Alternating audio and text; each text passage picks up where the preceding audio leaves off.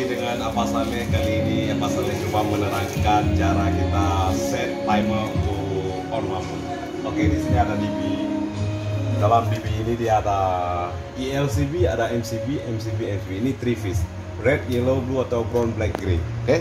Oke, ini ada timer ya. Kadang-kadang kita mau onkan lampu itu dalam pukul 6 sampai pukul 10 dia sendiri off. Kalau semua begitu. Oke, ini ada arrow. Ini adalah untuk akur jam dia. Oke, ini coba kita pusing. Ini dialah ada pukul 18, 19.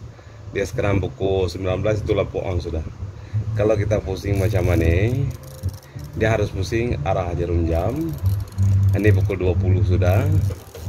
Pukul 21, pukul 22 itu off sudah dia punya sembot.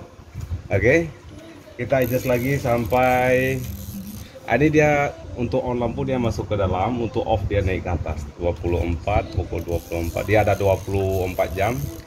Ini pukul 2, pukul 4 sudah, pukul 5, pukul 6, 7, 8, 9, 4 pun 10, 9 40 lah, 40, 40, 12,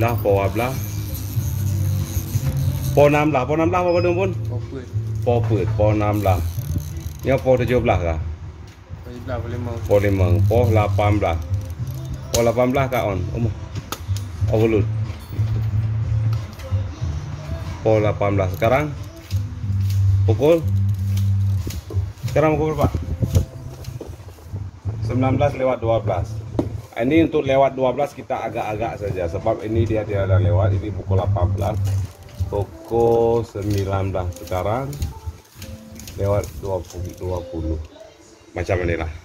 Oke, dia ini untuk timer, ini untuk bypass, ini untuk kosong.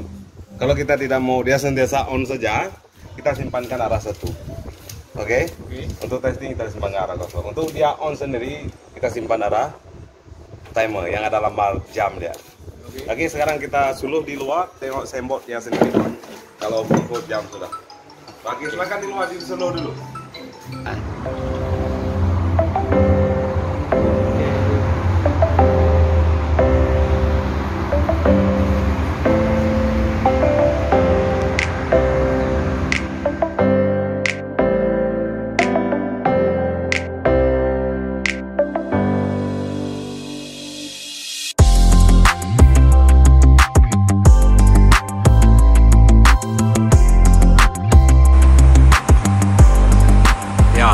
Lampu dia pakai timer, pukul 6 petang on sendiri, pukul 10 malam dia off sendiri. Dia ada beberapa cara untuk buat macam itu. Ada yang pakai timer, ada yang pakai photocell. Kalau photocell gelap sudah on sendiri, terang sudah pagi dia off sendiri. Kalau kita mau jimat current kita batas sampai pukul 10 nada orang sudah off sendiri, itu mau gunakan timer. Ya, demikianlah cara kita set timer.